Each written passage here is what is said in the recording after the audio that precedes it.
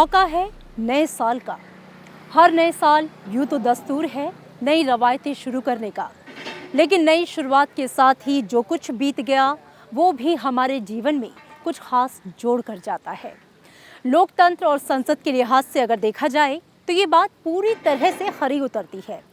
साल 2019 भारतीय संसदीय प्रणाली के इतिहास में कई वजह से याद किया जाएगा।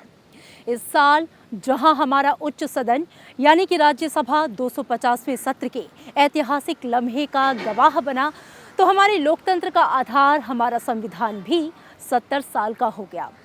साल 2019 में संसद ने जन सरोकार और देशहित से जुड़े कई अहम मुद्दों पर मुहर लगाई, जिसका प्रभाव दूरगामी रहेगा। नमस्कार, मैं हूं अमृता चौरसिया। स्वागत है आपका राज्यसभा टीवी में। तो आइए चलते हैं इस साल यानी कि 2019 में संसद के सफर पर और बात करते हैं उन सभी अहम विधेयकों की जिसके लिए इस साल को याद किया जाएगा।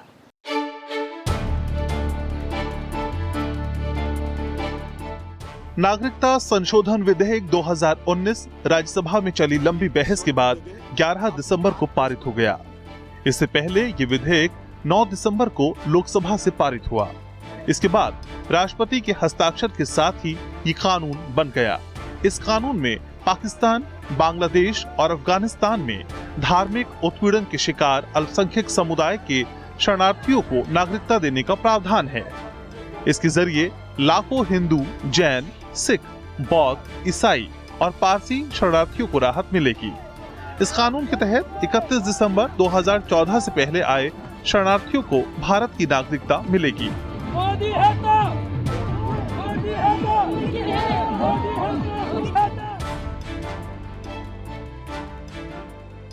इस विधेयक के जरिए नागरिकता कानून 1955 में संशोधन किया गया है। इस विधेयक की वैधानिकता और संवैधानिकता पर केंद्रीय गृह मंत्री अमित शाह ने कहा कि अनुच्छेद 14 संसद को रीजनेबल क्लासिफिकेशन के आधार पर कानून बनाने से नहीं रोकता। दरअसल ये विधेयक उन लोगों को अधिकार देने के लिए लाया गया जो सालों से अल्पसंख्यक होने की वजह से पाकिस्तान, अफगानिस्तान और बांग्लादेश में धार्मिक आधार पर प्रताड़ित हो रहे थे और अत्याचार से बचने के लिए भारत में शरण लिए हुए हैं। मान्यवर, ये बिल है सभी ऐसे प्रताड़ित लोगों को जो धर्म के आधार पर प्रताड़ना सहन कर भारत में आए हैं। ये सभी लोगों को नागरिकता देने का अधिकार लेकर ये बिल आया है। नागरिकता संशोधन विधेयक 2019 के प्रावधानों की बात करें तो इसके तहत अफगानिस्तान, बांग्लादेश और पाकिस्तान के हिंदू, सिख, बौद्ध, जैन, पारसी और ईसाई धर्म को मानने वाले अल्पसंख्यक समुदायों को 11 साल की बजाय महज 5 साल भारत में गुजारने और बिना उचित दस्तावेजों के भी भारतीय नागरिकता मिल सकेगी। ये कानून बांग्लादेश, पाकिस्तान और अफगानिस्तान के 6 गैर मुस्लिम अल्पसंख्यक समूहों के लोगों को भारतीय नागरिकता हासिल करने में आ रही बाधाओं को दूर करने का प्रावधान करता है। इसमें जो शरणार्थी हैं कुछ देशों से आए हुए, जैसे कि पाकिस्तान, बांग्लादेश और अफगानिस्तान, उनकी बहुत दिनों से मांग रही है कि उनको प्रताड़ना होती थी उनकी अपने उन देशों में, इसलिए वो वहाँ से भाग के आए थे, तो उनको भारतवर्ष की नागरिकता दी जाए। तो इससे उन लोगों को फ़ायदा होगा और उनकी संख्या जहाँ तक कि अभी तक एस्टिमेट्स बताए गए कोई बहुत अधिक नहीं है। और भारत ऐसा देश है जिसमें कि हमेशा से सहिष्णुता की भावना रही है और इसलिए इस बिल से भारत की देश विदेश में थोड़ी इमेज भी बढ़ेगी। उन्होंने सहिष्णुता दिखाई और इस तरह के जो प्रताड़ित लोग थे उनको संरक्षण दिया।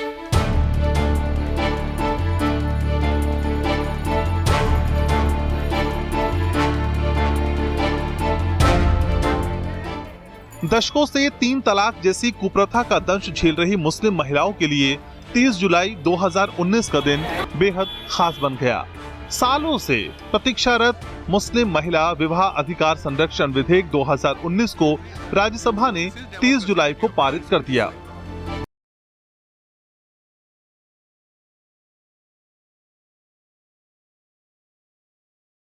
सदस्य के पक्ष में आ गए, जो सदस्य विरोध में ना गए, मेरे विचार में निर्णय हवालों के पक्ष में प्रस्ताव स्वीकृत और विधेयक पारित।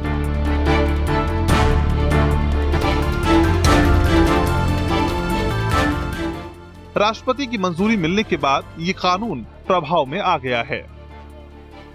दरअसल 3 तलाक के खिलाफ लंबी लड़ाई लड़ी गई और इसे देश में गैर कानूनी करार देने के लिए मुस्लिम महिलाओं को सर्वोच्च न्यायालय से लेकर संसद तक एक जटिल लड़ाई लड़नी पड़ी। 3 दशकों से ज्यादा लंबे संघर्ष में अगर सायरा बानो की पहल निर्णायक साबित हुई तो 1985 में इसकी शुरुआत करने वाली शाहबानो को भी देश भूला नहीं, जिन्होंने 3 तलाक के दंश के खिलाफ आवाज बुलंद की थी।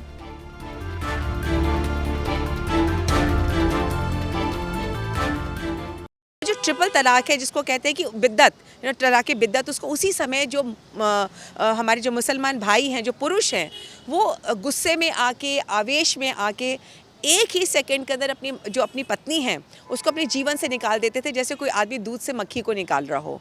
तो अगर आप किसी भी महिला को एक इतना बड़ी सज़ा देते हैं कि तुम अब मेरी पत्नी नहीं हो, मेरा तुम्हारे से कोई लेना देना नहीं है, मैंने तुमको तलाक दे दिया है, तो आप उससे अपना वो अधिकार छीनते हैं बराबरी का, जो हमारे संविधान में दिया है। इस कानून के तहत अब जरिए तलाक बिद्दत यानी एक बार में 3 तलाक देना अवैध है और इसके लिए 3 साल तक की सजा और जुर्माने का प्रावधान है। मुस्लिम महिला विवाह अधिकार संरक्षण विधेयक में ये भी प्रावधान किया गया है कि अगर कोई मुस्लिम पति अपनी पत्नी को मौखिक, लिखित या इलेक्ट्रॉनिक रूप से या किसी और अन्य विधि से 3 तलाक देता है तो उसकी ऐसी कोई भी उद्घोषणा शून्य और अवैध होगी। 3 तलाक संज्ञेय अपराध बनाया गया है, यानी पुलिस बिना वारंट गिरफ्तार कर सकती है, लेकिन तब जब महिला खुद शिकायत करेगी। खून या शादी के रिश्ते वाले सदस्यों के पास भी केस दर्ज करने का अधिकार होगा। पड़ोसी या कोई अनजान शख्स इस मामले में केस दर्ज नहीं करा सकता है। आरोपी पति को 3 साल तक की सजा का प्रावधान किया गया है। मजिस्ट्रेट आरोपी को जमानत दे सकता है। आरोपी को जमानत तभी मिलेगी जब पीड़ित महिला का पक्ष सुना जाएगा। विधेयक में विवाहित मुस्लिम महिलाओं के संरक्षण को लेकर भी प्रावधान किए गए हैं। पीड़ित महिला के लिए गुजारे भत्ते की व्यवस्था की गई है। संवैधानिक मूल्यों की स्थापना के लिहाज से ये कानून बेहद महत्वपूर्ण है। जम्मू कश्मीर को लेकर सरकार ने एक ऐतिहासिक फैसला किया। आज़ादी के बाद से ही एक बड़े तबके की ये मांग थी। जम्मू कश्मीर के विकास के लिए और उसे शेष भारत से जोड़ने के लिए सरकार ने अनुच्छेद 370 हटा दिया। साथ ही जम्मू कश्मीर राज्य पुनर्गठन का फैसला भी लिया। इसके साथ ही यानी कि अनुच्छेद 370 हटने के साथ ही भारत का संविधान पूरे देश के साथ ही जम्मू कश्मीर पर भी लागू हो गया। संविधान के अनुच्छेद 373 के अंतर्गत भारत के संविधान के अनुच्छेद 370 के खंड 1 के साथ पठित अनुच्छेद 370 के खंड 3 द्वारा प्रदत्त शक्तियों का प्रयोग करते हुए राष्ट्रपति संसद की सिफारिश पर यह घोषणा करते हैं कि यह दिनांक जिस दिन भारत के राष्ट्रपति द्वारा इस घोषणा पर हस्ताक्षर किए जाएंगे और इसे सरकारी गैजेट में प्रकाशित किया जाएगा, उस दिन से अनुच्छेद 370 के सभी खंड लागू नहीं होंगे। जम्मू कश्मीर को लेकर सरकार ने ऐतिहासिक फैसला लिया। सरकार ने जम्मू कश्मीर से अनुच्छेद 370 हटा दिया, जिससे उसकी विशेष स्थिति समाप्त हो गई। सरकार ने न सिर्फ जम्मू कश्मीर से अनुच्छेद 370 को हटाया, बल्कि जम्मू कश्मीर के पुनर्गठन का बिल भी संसद से पारित करा लिया। इसके तहत 31 अक्टूबर को जम्मू कश्मीर राज्य के 2 हिस्से हो गए। इसमें जम्मू कश्मीर दिल्ली की तरह एक केंद्र शासित प्रदेश बन गया, जहां पर एक विधानसभा होगी। वहीं लद्दाख के लोगों की लंबे समय से मांग को देखते हुए लद्दाख को अलग केंद्र शासित प्रदेश का दर्जा दिया गया, लेकिन यहाँ विधानसभा नहीं होगी। ये बिल राज्यसभा से 5 अगस्त को और लोकसभा से 6 अगस्त को पारित किया गया।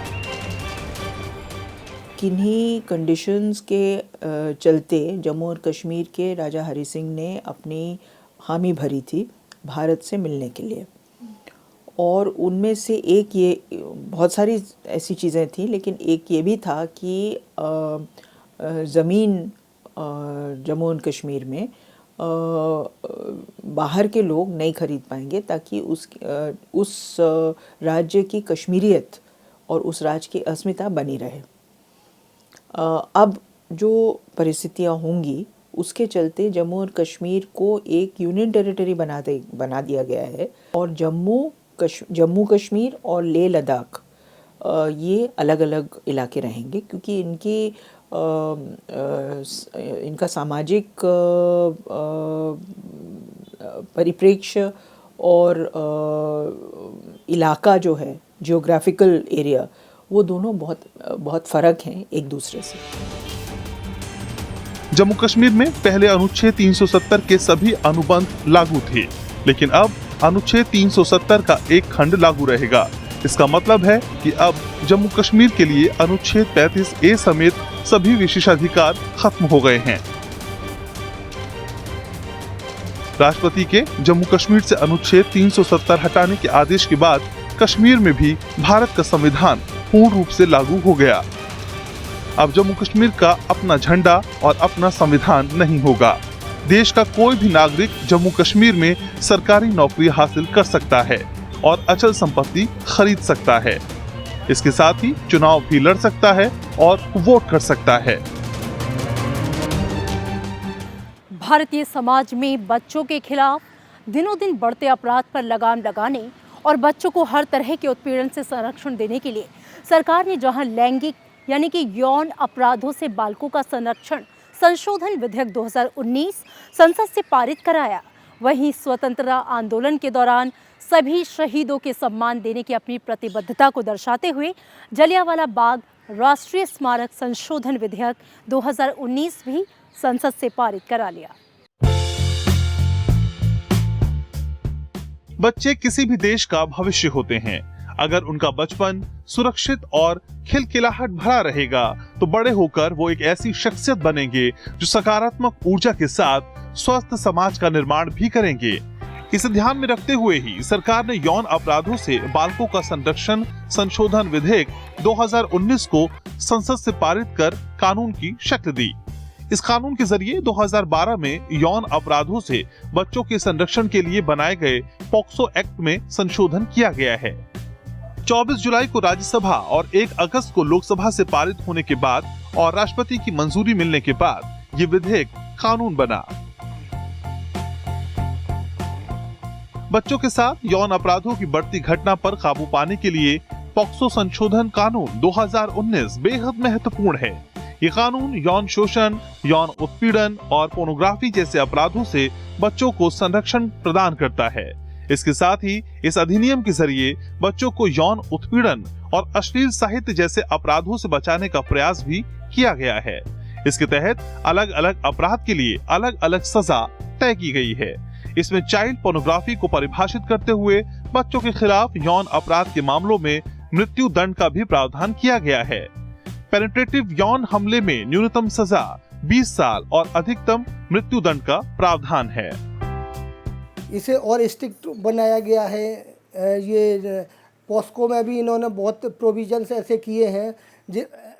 पॉस्को के लिए एक अलग सेपरेट फास्ट ट्रैक कोर्ट ने बनाई है, उसमें स्पीडली ट्रायल होता है। इसमें ये कि विद इन 6 मंथ ये कि ट्रायल कंक्लूड करने का भी प्रोविजन दिया हुआ है। दरअसल इस कानून का मुख्य उद्देश्य हर स्तर पर बच्चों के हितों और उनके कल्याण को सर्वोच्च प्राथमिकता देते हुए उनके शारीरिक, मानसिक और सामाजिक विकास को सुनिश्चित करना है।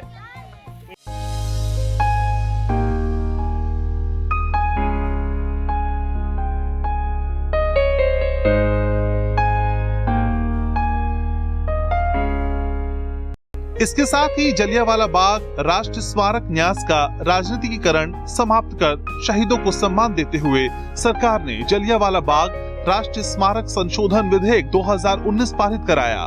राज्यसभा से ये विधेयक शीतकालीन सत्र के दौरान 19 नवंबर को पारित हुआ। The Jallianwala Bagh national memorial amendment bill 2019। Jallianwala Bagh के 100 वर्ष पूरे हुए हैं वो एक राष्ट्रीय स्मारक है और उसका स्वरूप एक राष्ट्रीय स्मारक की भांति उसमें हो और देश के तमाम वो लोग जो उसके प्रति अपनी आस्था और श्रद्धा रखते हैं उसकी भागीदारी इसके भीतर हो और ताकि एक राष्ट्रीय स्वरूप इस न्यास का हो। तो मैं जबकि लोकसभा से ये पहले ही 2 अगस्त को पारित हो चुका था।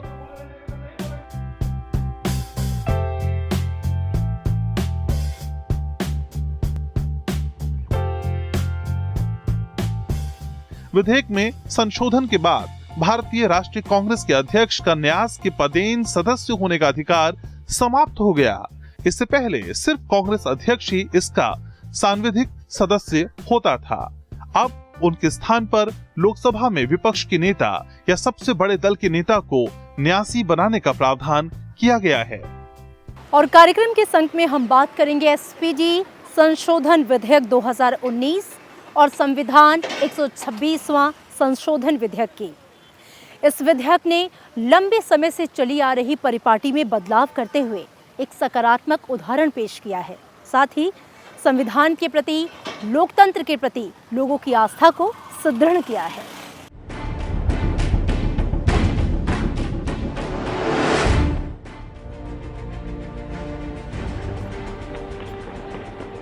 विशेष संरक्षा ग्रुप संशोधन विधेयक 2019 यानी special protection group amendment bill को लेकर लोकसभा में 25 नवंबर को इसे पेश किया गया। इस सदन से एसपीजी संशोधन विधेयक 27 नवंबर को पारित हुआ। वहीं राज्यसभा से ये विधेयक 3 दिसंबर को पारित हुआ।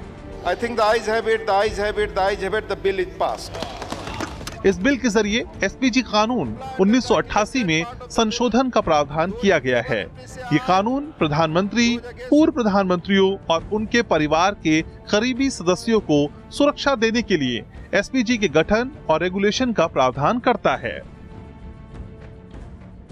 इंदिरा गांधी की हत्या हुई थी और फिर राजीव गांधी की हत्या हुई, तो इससे वो थर्ड परसेप्शन काफ़ी था इनके बच्चों को भी।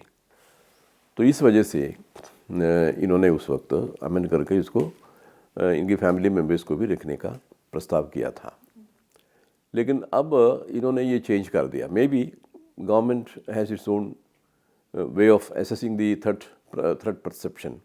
2019 के एसपीजी संशोधन विधेयक में कहा गया कि प्रधानमंत्री और उनके साथ उनके सरकारी आवास में रहने वाले परिवार के करीबी सदस्यों को एसपीजी सुरक्षा मिलेगी। पूर्व प्रधानमंत्रियों और उन्हें आवंटित आवास में उनके साथ रहने वाले परिवार के करीबी सदस्यों को भी एसपीजी सुरक्षा मिलेगी। लेकिन पूर्व प्रधानमंत्री के मामले में एसपीजी सुरक्षा पद छोड़ने की तिथि के 5 साल बाद तक ही मिलेगी। पहले एसपीजी कानून में ये प्रावधान था कि अगर किसी पूर्व प्रधानमंत्री से एसपीजी सुरक्षा हटाई जाती है तो उसके परिवार के करीबी सदस्यों से भी ये हटा ली जाएगी, बशर्ते परिवार के करीबी सदस्यों पर खतरे का स्तर ऐसी सुरक्षा को सही ठहराता हो। नए बिल के जरिए इस शर्त को हटा दिया गया और इसमें कहा गया कि अगर किसी पूर्व प्रधानमंत्री से एसपीजी सुरक्षा हटाई जाती है तो उसके परिवार के करीबी सदस्यों से भी सुरक्षा हटा दी जाएगी। यानी इस बिल के जरिए ये स्पष्ट किया गया कि मौजूदा प्रधानमंत्री को तो एसपीजी सुरक्षा मिलेगी ही, इसके अलावा पूर्व प्रधानमंत्रियों को पद छोड़ने के बाद सिर्फ 5 साल तक ही एसपीजी सुरक्षा मिलेगी। 2019 के शीतकालीन सत्र के दौरान संसद से संविधान 126वां संशोधन विधेयक को भी मंजूरी मिली। लोकसभा में इस बिल को 9 दिसंबर को पेश किया गया और इस सदन से विधेयक 10 दिसंबर को पारित हुआ। वहीं राज्यसभा से ये विधेयक 12 दिसंबर को सर्वसम्मति से पारित हुआ। विधेयक के जरिए लोकसभा और राज्य विधानसभाओं में अनुसूचित जाति और अनुसूचित जनजाति के लिए आरक्षण की सीमा 10 वर्ष और बढ़ा दी गई। इसे बढ़ाकर 25 जनवरी 2030 तक करने का प्रावधान किया गया है। दूसरा इस साल का कॉन्स्टिट्यूशनल अमेंडमेंट एक्ट है, जिसमें कि जो ये रिजर्वेशन होता है शेड्यूल कास्ट, शेड्यूल ट्राइब्स के लिए आपके क्या नाम संसद में और विधानसभाओं में, उसमें 10 साल की और बढ़त की गई है। क्योंकि जब कॉन्स्टिट्यूशन बनाया गया था तो सिर्फ 10 साल के लिए रिजर्वेशन को रखा गया था और उसको फिर हर 10 साल के बाद बढ़ाया जा रहा है। तो अब वो ख़त्म होने वाला था ये जनवरी 2020 में, तो अब उसको 10 साल के लिए आगे बढ़ाया गया है, तो अब ये जनवरी 2030 तक चलेगा। दरअसल संविधान 126वां संशोधन विधेयक के जरिए संविधान के अनुच्छेद 334 में संशोधन किया गया है। इसके जरिए अनुच्छेद में 70 साल के शब्द को 80 साल के शब्द से बदला गया है।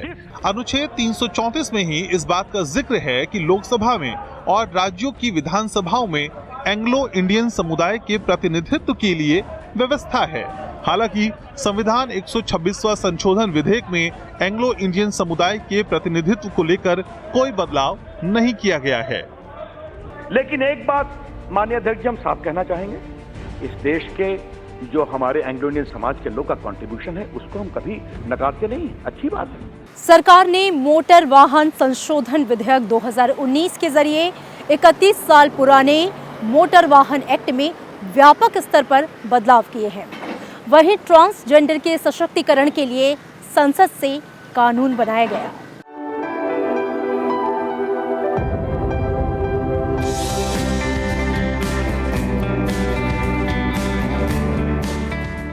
देश में बढ़ते सड़क हादसों को रोकने की दिशा में केंद्र सरकार मोटर व्हीकल संशोधन विधेयक 2019 लेकर आई।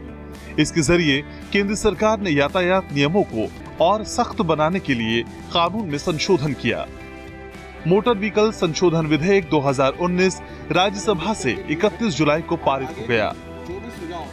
लोकसभा से 23 जुलाई को विधेयक पारित हुआ था। नहीं है, पर लोगों की जान बचाने के लिए इस बिल को आप स्वीकार करें, यही मेरा प्रश्न ये कि विधेयक को पूरा स्थापित करने की अनुमति प्रदान की जाए। जो सदस्य इसके पक्ष में हाँ कहें, जो सदस्य विरोध में ना कहें। मेरे विचार में निर्णय हाँ वालों के पक्ष में, हाँ वालों के पक्ष में अनुमति प्रदान की जाती है। पहले गवर्नमेंट इसके जो इन्होंने सीवियर पनिशमेंट किया है उससे इसमें बहुत कमी आई है। पहले अमेंडमेंट से पहले जो रेशियो था, परसेंटेज था, हर 3 मिनट में एक एक्सीडेंट इंडिया में होता था और हर 9 मिनट के बाद एक एक्सीडेंट की वजह से डेथ होती थी। और ये जब से अमेंडमेंट आया है, अमेंडमेंट आने के बाद इम्प्लीमेंट हुआ है, उसमें तकरीबन 50% की कमी आई है एक्सीडेंट में। इन्होंने पनिशमेंट जो सीवियर किया है, एक कम से कम 10 गुना इन्होंने पनिशमेंट किया है। उससे पब्लिक में एक डर भी पैदा हुआ है और ये कि इसमें एक्सीडेंट के केसेस में भी बहुत कमी आई है। विधेयक में सड़क दुर्घटनाओं को कम करने के मकसद से काफी कठोर प्रावधान रखे गए। नए कानून में मोटर वाहनों से संबंधित लाइसेंस और परमिट देने, मोटर वाहनों के लिए मानक और इन प्रावधानों का उल्लंघन करने पर कड़े दंड का प्रावधान किया गया। इसके मुताबिक सीट बेल्ट नहीं लगाने पर 100 रुपए के बजाय 1000 रुपया जुर्माना लगेगा। वहीं दुपहिया वाहनों पर 2 से ज्यादा सवारी होने पर जुर्माना 100 से बढ़कर 1000 रुपए हो जाएगा। जबकि हेलमेट नहीं पहनने पर 100 रुपए के बजाय 1000 रुपए जुर्माना और 3 महीने के लिए लाइसेंस को निलंबित करने का प्रावधान किया गया। बिना ड्राइविंग लाइसेंस ड्राइविंग करने पर 500 रुपए की जगह 5000 रुपए दंड का प्रावधान किया गया। इसके साथ ही शराब पीकर वाहन चलाने पर 2000 की बजाय 10,000 रुपए का जुर्माना देना पड़ेगा। नए कानून के तहत ड्राइविंग के दौरान मोबाइल फोन पर बात करने पर 1000 रुपए की जगह 5000 रुपए जुर्माना देना पड़ेगा। कोई नाबालिग गाड़ी चलाते हुए पकड़ा जाता है तो गाड़ी के मालिक और नाबालिग के अभिभावक दोषी माने जाएंगे।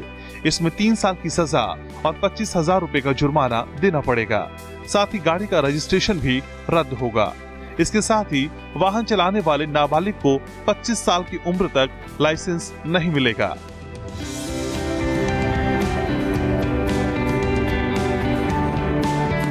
2019 में ट्रांसजेंडर लोगों को समाज की मुख्य धारा में लाने और उनके सामाजिक, आर्थिक और शैक्षणिक सशक्तिकरण के लिए संसद से एक विधेयक पारित किया गया।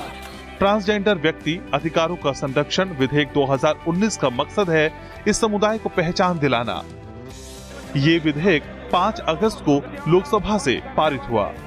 उभयलिंगी व्यक्ति अधिकारों का संरक्षण विधेयक 2019 पुरस्कृत करने की अनुमति दी जाए और 26 नवंबर को राज्यसभा से पारित हुआ। विधेयक का मकसद ट्रांसजेंडर समाज के लोगों को सामाजिक, आर्थिक और शैक्षिक रूप से सशक्त करना है। ट्रांसजेंडर बिल 2016 से ministry of social welfare and justice department काम करना शुरू किया है और इसका स्टैंडिंग कमेटी में गया है, अलग अलग कंसल्टेशंस किया है कम्युनिटीज़ के साथ में और ये बिल अभी पास हुआ है। इट्स अ गुड थिंग कि 70 इयर्स का इंडिपेंडेंस का बाद ट्रांसजेंडर्स के बारे में एक कानून पास हो रहे, जिस तरीके से मेंबर ऑफ पार्लियामेंट्स दोनों हाउसेस में बोल रहे थे, तो ये एक अच्छी बात है। 70 इयर्स का बाद एक कानून बन रही है। विधेयक के जरिए ट्रांसजेंडर व्यक्तियों से भेदभाव पर प्रतिबंध लगाया गया है, जिसमें सेवा प्रदान करने से इनकार करना या अनुचित व्यवहार करना शामिल है। विधेयक में शामिल प्रावधान के अनुसार एक ट्रांसजेंडर व्यक्ति जिला मजिस्ट्रेट को आवेदन कर सकता है कि ट्रांसजेंडर के रूप में उसकी आइडेंटिटी से जुड़ा सर्टिफिकेट जारी किया जाए। संशोधित सर्टिफिकेट तभी हासिल किया जा सकता है अगर उस व्यक्ति ने पुरुष या महिला के तौर पर अपना लिंग परिवर्तन करने के लिए सर्जरी कराई है। ट्रांसजेंडरों के खिलाफ भेदभाव करने पर अपराध और दंड का प्रावधान भी किया गया है। ट्रांसजेंडर व्यक्तियों से संबंधित नीतियों और विधान पर केंद्र सरकार को परामर्श देने के लिए एक राष्ट्रीय ट्रांसजेंडर परिषद यानी NCT बनाई जाएगी। ये परिषद ट्रांसजेंडर व्यक्तियों के संबंध में नीतियां, विधान और योजनाएं बनाने एवं उनका निरीक्षण करने के लिए केंद्र सरकार को सलाह प्रदान करेगी। ये ट्रांसजेंडर लोगों की शिकायतों का निवारण भी करेगी। यकीनन साल 2019 इन अहम विधेयकों के लिए हमेशा याद किया जाएगा। समाज के हर तबके को ध्यान में रखते हुए सभी को एकीकृत करने की दिशा में ये विधेयक एक मिसाल पेश करते हैं। इसी के साथ हमारे इस खास पेशकश में इतना ही। दीजिए इजाज़त। नमस्कार।